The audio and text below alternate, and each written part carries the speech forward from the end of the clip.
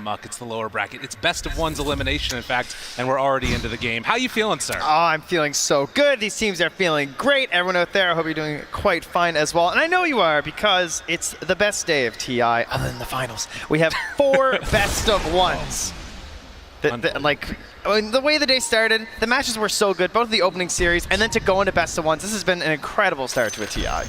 Absolutely. So we can see already, as we're beginning to get some of those spams of the voice lines, there was a quick movement out and just getting a little bit fresh with each other. The Earthshaker on Moon playing on one of his signature heroes, of course, and DJ trying to battle it out for some space there, but Moon was able to let him walk away, and now they're going to try and battle it out for these bounty wins. So the panel was talking a little bit about this Naga Siren, a hero that's been somewhat underwhelming for a little while, but being played here in these best of one games. What do you think? Yeah, this comes back to some of the older logic about best of ones. There's this idea that people get scared, right? They don't want to take as many risks because, of course, one punish and your TI, your tournament, your year, or in this case 2 years, is essentially over because you made one bad move in a best of one. And so when it comes to safety heroes and heroes that can really take a game late, Naga Siren's right up there with the best.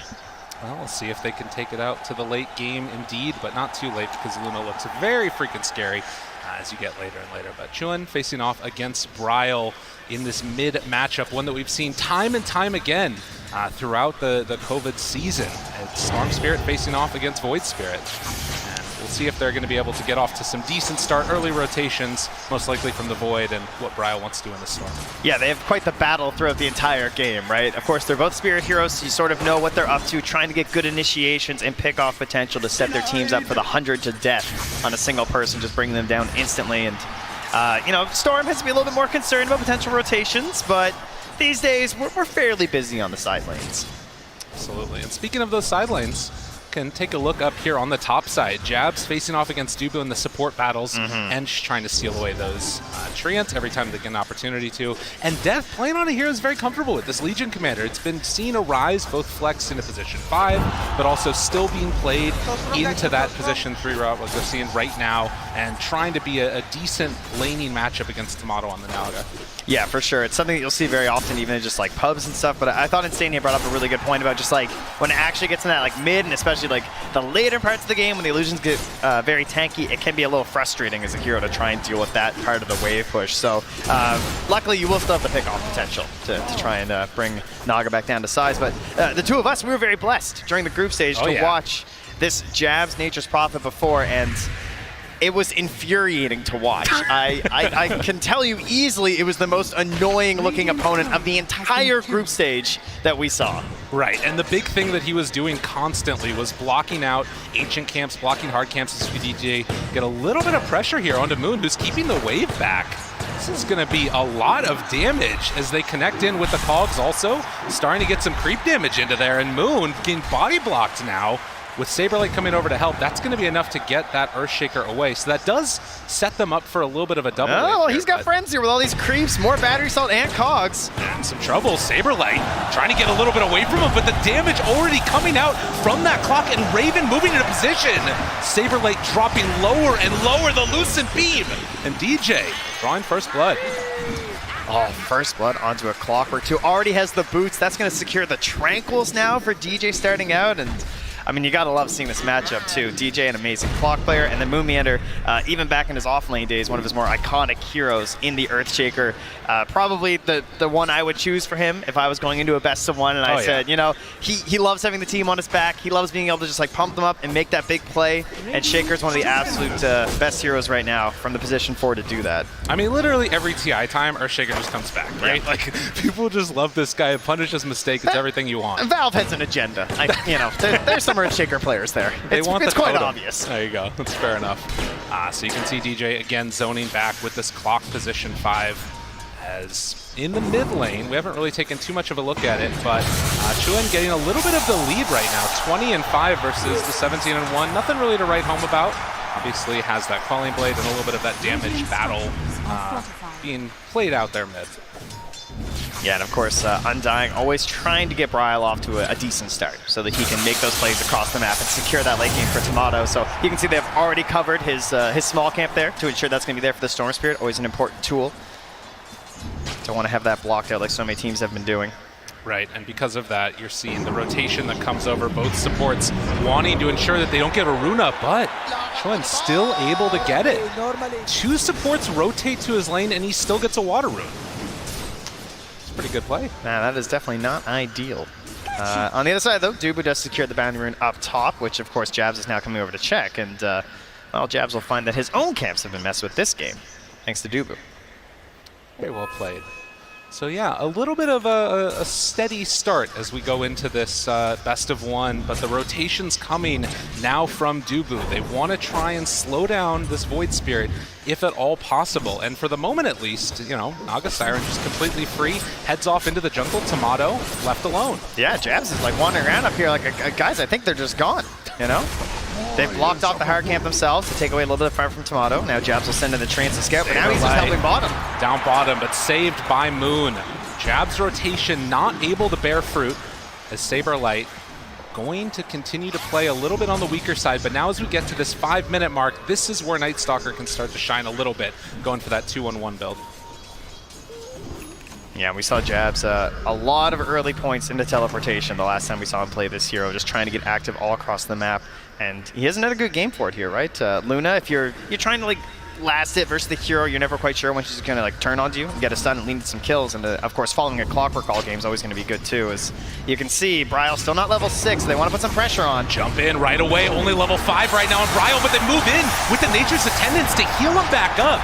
So Bryle will live through that. Not so lucky as DJ. Good rotation, and right now Dubu, the man making the moves. Dubu with the baits, hiding behind the tree and popping out there with the help of the Satyr. Turning what looked like a free kill onto an underleveled Storm Spirit into a reverse back. And you can see kind of the differentiation that we're seeing between these two teams, right? There's this core combo of heroes that have pretty good CS, but it's really supports on Undying that are trying to make up for that differential in terms of their net worth as well. Oh, and Moonman are even messing with these darn treants here. Came over trying to get the rune. He's able to take that. Now, Jabs did manage to deny another one, but he might also be Dubu. Oh, nice. Goes down. So able to make that move over. Ryle does get the Obs Ward, but comes at a cost. Jabs is everywhere. Going for the urn, same build as last time too, and yeah, once more Tomato you can see there just farming away through the jungle. Nothing too surprising, item build wise. Manta coming out first here after the treads. Tomato definitely has been a standout player. I will say it feels a little bit different than some of the other heroes that he's been on recently. When I think of Tomato, particularly throughout the DPC and everything else, it was like a Monkey King, that type of active can sometimes get in there hero, but swapping it up in this time and playing that Naga, we'll see how he does on it. As the 7-minute mark comes around, you can see the battle still going off as a couple of heroes rotate bottom. Dubu wanting to get active, and DJ is going to be there to break the smoke. The Cogs down, Moon hoping to break this, but of course, the Clockwork versus Shaker dynamic, but he's able to get that fissure block off. Moon Meander moves over, and Saberlight trying to play cleanup as DJ going to take him for a little bit of a walk. This space created, but in the end, he will fall. He's dying there, but he just saved Raven, right? Yeah. Raven was in trouble. There are some benefits here. You are the Luna, so you're going to have that bonus night vision. Of course, they're mostly going to be trying to make plays on you at night. You know, that's kind of what Night Stalker lineups do. So already going to be helpful there, but still best that your carry doesn't go down, and well played there from DJ. And look what his other teammates are doing here, pressuring into that mid lane, bringing over those supports once again. Moonman or Dubu, I feel like, well, particularly Moon, going to be very under-leveled with how much movement he's had to incur here. Yeah, not necessarily what you want out of that Shaker. Loves to get into the quick blink dagger, but they need him. As the opening starts in full commitment for the runes, you can see they're really wanting to play around that whenever Storm gets an opportunity. Unfortunately, this time for Undying, it's only an invisibility, which FNATIC are sure to be thankful about. Yeah. And the easiest player in the game has got to be Death. I mean, top of the net worth. 58-11, big old goose egg, and the KDA. He's just chilling. Having a great time. Ring of Health to start, so his laning stage isn't going to be that big of an issue, and with Phase Boots already done and bringing out the full wand, he can be probably the strongest hero on the map right now, potentially, with the exception of like Void Spirit. Now they're trying to pressure DJ down bottom. They missed the Fissure, but they do at least get the block off. Nicely played. Cogs down. Are they going to fully commit to this one? Doesn't look like it. And instead, they will let him live for the moment as top tier 1 tower goes down. They're trying to mirror this movement and put some pressure on the bottom lane. The second Dubu couldn't contest top, he TP'd to the bottom lane, has to come down here, grab a creep. Of course, one of the weaknesses of Enchantress, you're not exactly the best at going from one end of the map to the other if you've recently enchanted a creep, but we'll just grab some creeps here and start hitting away. Absolutely. Top lane, top Bryle. Here. Yeah, this should be a really easy setup. And there's the pull-in. They've got him caught for the moment. Gonna pop ulti from Saberlight as the chase down comes. And yeah, there was just absolutely nothing Death could do as soon as Bryle was there. Also, on the other side, find themselves 1 kill, pulling back onto Moon. Look at this, FNATIC making the moves that they need to as they find 2 in return. Yeah, perhaps Depth sort of knowing what he's doing up there, right? Being that far in the lane, I'm sure expecting that a rotation would be coming, but you saw what a struggle it was to even bring him down there, right? Taking 2 of the core heroes, so easily able to jump here, yeah. And again, DJ gonna be caught. Tomato trying to run him down with those illusions, but they don't have the ability to chase any further. He has wasted so much of their time. He really has. Yeah, so he's trying to take the crown of most annoying support player on FNATIC, it seems, because it feels like they're just constantly chasing him, bullying him back. I mean, think about when they dove him behind that tower. That tower is still up down bottom. Yeah. After all that, right? So plenty of space here, and gives Raven a little bit of safety as you move through your own jungle and up to your Ancients. You can see the line even being drawn by DJ saying, all right, bottom's mostly done. We're going up to the top side of the map here. I want to push them away from our Luna's new camps here. So in towards mid they go yet again. Onto Saberlight, the pullback, the rundown. Do they have enough though? Doesn't look like it, but the clockwork hook shot in afterwards. They got Moonmeander locked down and killed. Last time Saberlight gave up his life, this time they turned around and take down Moon instead. And now it's pressure onto the middle tower here.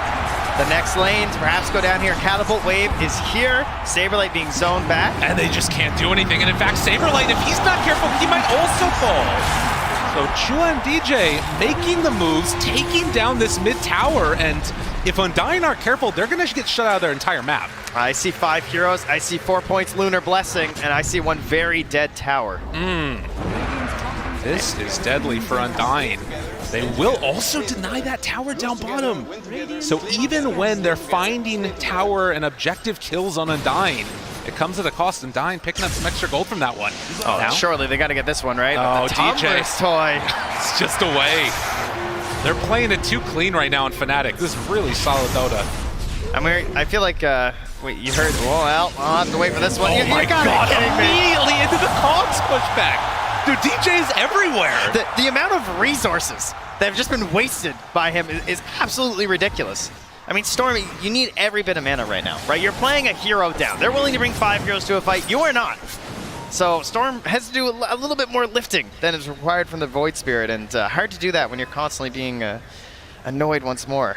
Well, and some of this obviously is going to be, as we see Jabs also there, denying one of the bounty runes with those treants. That's the other thing that he was doing pretty consistently. But they haven't really been able to find good runes for Storm, even though they've gotten each of them. The Invis that one time, we saw just now an Illusion rune picked up as well. Not necessarily there for kills, but this one at least will allow him to play a little bit more aggro. Chua, in the meantime, trying to get into the Yule Scepter. One thing that I really like is that FNATIC aren't panicking about the Legion commander. Because sometimes you'll see a Legion who just like starts hunting and smoking and everything, but like why? You know what I mean? I feel like Death's just having a free game. Yeah, it sure died the one time, but it's all right. Oh my God, is DJ gonna get away yet again? Bryle pops it, the Earthshaker Fisher comes out, tries to bring him down. DJ ends up falling in the end, but they kill off the Storm. What a cost! Echo Slam afterwards, trying to find something right now for Undying. Can they get any more? Chuen backs away, but there's the duel gonna connect now onto Saberlight, and with Raven moving in, it's gonna be another one biting the dust. Undying lose 2 in exchange for 2, but it's much bigger with the mid and off lane going down.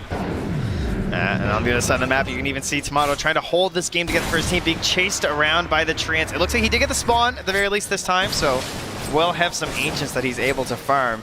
Not taken away for once, but so much pressure, and there's the replay. All for a D ward, of course, and DJ almost getting away with another Tumbler's toy. Unbelievable. And just so much that pressed the attack right there, too. Yeah. Just a little bit. Oh, unbelievable.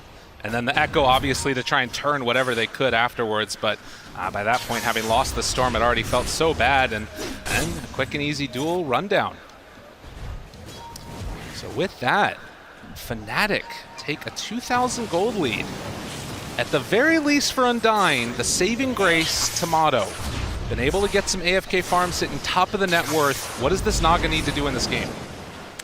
Well, wants to contribute sooner rather than later. So currently eyeing up an Orchid, which I would say would be quite a good option here. Yeah, Void's going to have the Yules early on for sure, but you know, Storm's not going for an Orchid right away. Tend to try and avoid that out of these days on the Storm Spirit, as DJ will shove back his opponent there. Almost able to connect. The Tumblr's Toy doing a lot for that Clockwork. Maybe one of the best Tumblr's Toy games that I've seen in a while. Able to make a lot of escapes as well as a couple of those initiations. Didn't quite connect that time. But still, Saberlight backs out, and you can see that Undying are not being completely zoned out of the map. They're still getting some good farm, able to farm all the lanes. Yeah, there is a bit of the vacuum effect happening, though. This tends to happen with your Terror Blades and your Naga Sirens, where maybe you have a greedier support on your team, right? Like perhaps an Earthshaker. We'd love to get a Blink Dagger at some point, but it can be very difficult to actually find that safe place to farm. Because you've got Naga Sirens pushing out these waves and getting the creeps further and further from your base, because you're just so necessary that you pump this Naga Siren up as much as possible. And you can see right there as well, they brought in Bryle to bottle that bounty rune, worried a little bit about those treants taking it away. So 15 minutes now, as the bottom lane will get pushed in again by these illusions, and Raven feeling fairly comfortable trying to queue into that BKB next. Yeah. I definitely worry for Undying when this BKB comes out on the Luna. I feel like it's going to be very tough timing for them to fight. And you're also looking towards a BKB next onto the Leech Commander melee eventually. But for now, it is the Blink and the Hood looking for a kill. And look at this. Wants the first duel win of the game. Saberlight, oh, gets caught off in the trees. Not often you get the Night Stalker at night. But when you have that clock vision and initiation, it's easy as pie. The Max Lunar Blessings are so good this game. Like, it's such an excellent idea to use this versus the Night Stalker. Just run into their territory and take away that advantage the hero's supposed to have. Like, it's difficult to prep for the setup that you're supposed to have this edge over your opponent. Oh, it jabs. He's hunting. He's looking. Ward behind. Oh, they got him off in the trees. FNATIC, they find themselves a target. Echo just to try and escape, and they won't be able to. Now Bryle looking to try and turn onto this, but another call pushback.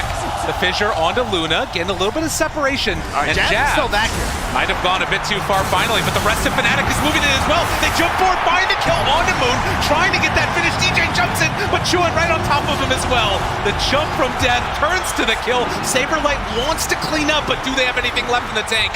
Chuan gets the TP away. Raven, BKB, TP's out. A good escape from FNATIC, although they might be able to play a little bit of cleanup there. Death, blinking one, gets out. Not going to catch any of the stragglers. Overall, I would consider that a pretty big win for Undying, considering how that fight started. First off, even more so, perhaps. He stuck around to jungle for a second. I think everyone else is ditched, though. They're not coming. We're fine. Yeah. But yeah, they hold the tower. Right now, that's the name of the game for Undying. They're just trying to slow things down, extend this game out as far as they can, and it's only a 2K lead, whereas it feels like for a lot of this game, FNATIC have been in control. It's true. That's the thing that's kind of interesting about it. And using that first BKB charge, if they do start to wear down a little bit low on FNATIC, that's where maybe you're overextending slightly and things could get a little bit dicey. By the way, Orchid done on Tomato. Gotta be careful here, FNATIC, as they smoke into this. Oh, and Dubu, they need Tomato here. They're gonna break it immediately onto Dubu. Let him go. Ends up dying, but the hook shot looking forward for more. Saberlight, he's also caught. Has to back out of there. He's dropping down lower and lower. And Undying, they wanted to hit that timing and take the fight, but they were already too dead. This is such a good game for support Clockwork because your opponent is trying to stall. They're trying to hold things out. And so when you get these little picks, they're happy to just send off Dubu, you know, push him out on the ice flow to save the rest of the village. But in this case, DJ, you know, he just says no. He's going to hook shot way into that back line and keep that fight going. Get that +1 kill. Now looking for more. So many times, how many moments have we seen a Naga song in the Roche pit? Have to be careful about this opening. No Blink Dagger yet done on Shaker. This is the scariest time at this point in the game for Undying if they give up this Aegis for nothing. But you can see FNATIC respecting it. Jump forward though! They find one again. It's Dubu. Song immediately afterwards. Thinking about jumping. They want to get the vision. Moon can get her right on top. And with the silence afterwards, do they have enough to fight? The Fissure comes out, connecting onto 2, trying to find more, but Raven walks up the high ground. Look at that overrolling on! They do so much damage, but is it going to be enough? DJ on top and catching 2 in the cogs. They bit off more that they can chew, and Chuan was happy to give it to him afterwards. As Bryle does a little ring around the rosy, tries to TP out, and zigged when they should have zagged. FNATIC not quite able to catch him. Oh, that Orchid follow-up there, just not enough to get the finish in the air, in the end coming off. Not sure where the press the attack, yeah, it was the press attack on the Void Spirit. Figured that had to be it because it was looking really dangerous. I thought the Soul Burn was going to kill him for sure, so excellent play there from Def to get the save. And that's going to put them right into the Roche pit. And with this, no Naga Song and FNATIC in the pit. It should be first Aegis of the game and a 4,000 gold lead right now for FNATIC. Moon has to back out. Oh, he's so close to blink. Blink dagger. It's just like just there though, you know. Oh man. It's like I just get home and sell the stick, like please. Sell the quelling play, sell anything. If Just the get danger out. is there, it'll be all right. And we can wait 50 seconds for that to pop out here. But mid lane, Dubu. Lots of Ovs and Sentry vision here. And now a flare even. DJ, you know, he wants it. Oh, get out of there. That was close. Hook shot almost able to connect. They will Quelling Blade it down as Dubu pulled back into position. DJ now moving also, and with the duel committed, they find another kill, taking him down. 50 duel damage on the Legion. Yeah, and of course this comes back to another discussion of just like delaying the game and waiting things out, and there is an additional punishment there. Clockwork is getting these hook shots, is giving you like 2 kills instead of 1 at times, but also infinite scaling. So strong. Every time we win one of these duels, we're gonna pump that damage up now up to 50, hitting some big numbers here. Multiple reps for Def. Let's get huge. We'll take down that tier 2 tower in the top lane as well, which opens up the outpost. FNATIC trying to put their Look grip at really Tomato on and this Saberlight control. down here. Ravens in the area too. Dangerous stuff, yeah.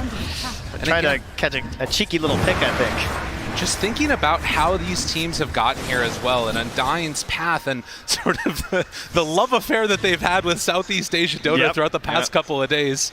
You know, the turnaround where they're winning over EG, put T1 in the upper bracket, and now facing off against FNATIC to potentially eliminate them, and FNATIC looking like they might be able to do it here. Oh, and look, these same plays we saw before. You have the treants in your area, like in your side of the map all the time, so it's nothing surprising, but you can also just smoke and follow them as FNATIC. This is a play they'll like to do every once in a while because they feel like these stupid annoying things you can just run up and kill, but every once in a while 4 heroes pop out and you know your biggest core is going to die. Sometimes it's good to bait a hero, but if you can bait treants, that's even better. But will they fall for that bait? Time will tell. Blink Dagger done. FNATIC. Ooh, does he think about going? I mean, they've got vision up top on that pillar, so they actually see Tomato farming. They also recently spotted the Storm moving through too. They see Bryle, so they have 0 fear on this side of the map right now. FNATIC are just playing so well right now in this game 1 of a best of 1, and Raven going to pressure and take another tier 2 tower. Oh, this has got to be a timing, right? They just got the BKB on the Storm. Mumiender wants to use this big blink. Only level 10, but has the 4 points in the Aftershock. Has to be careful. They have that ward up on the high ground. Gonna pop it right at the start. Jump now onto Raven. Can they get there in time for the press the attack? No, nothing. Chase down, maybe looking for round 2 now. Chuan pulls back on a Bryle. They caught him. The echo connects onto 3. But where's the damage? It was the song. The timing. Oh, that was not how it was supposed to go for Undying. And now Dubu gonna get dueled. The Fissure to separate. But the range is more than enough as they take down that Enchantress. Chuan goes in for more, and now the control's thrown on a boat. Buyback, can they kill off this Void Spirit? But there's the press the attack to keep him alive. And now it comes out for round 3 again. Raven will not be denied. And DJ giving the tip to his old coach. Oh, unbelievable. 18-7 and a 9,000 gold lead in FNATIC. I don't know if they're leaving. Tomato's just heading out of there. He knows right now, right? Oh, he actually finds DJ. Able to catch there. Yeah, back goes in the down. base. Bryle looking for more. And that's another kill as they do bring down DJ. So something on the board for Undying, but FNATIC, they got the bigger win. They take that bottom lane of barracks. That team fight is just so difficult. Like the communications, trying to figure out what to do off that Aegis. It feels like, you know, maybe you just want to give it to them when the Aegis goes down, right? But the problem is you also understand the situation you're in as Undying, and this looks like a time where perhaps you can get that big play. You can make the turning play for your team, and then the song and the echo overlaid. Clearly something happened there in the comms. Well, and now you're staring down the barrel. This is where you really test yourself as a team. Can Undying hold off the pressure from FNATIC? FNATIC, again, 2 TIs in a row going out in this position. They want this year to be different for them. But will it happen? Can they close this one out in a dominant position here?